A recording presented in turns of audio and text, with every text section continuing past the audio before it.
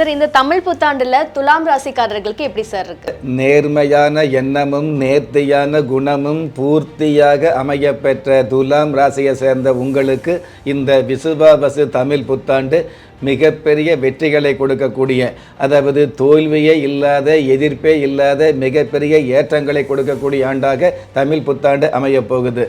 உங்களுடைய ராசி அதிபதி தமிழ் புத்தாண்டில் பார்த்தீங்கன்னா ஒவ்வொரு கிரகங்களும் ஒவ்வொரு விதமான ஆதிபத்தியங்களுக்கு காரகத்துவம் எடுத்துக்கிறாங்க. அந்த வகையில் உங்களுடைய ராசி அதிபதி சுக்கிர பகவான் எந்த ஒரு ஆதிபத்தியத்தையும் இந்த வருஷம் எடுத்துக்கல அப்படிங்கிறது உண்மைதான்.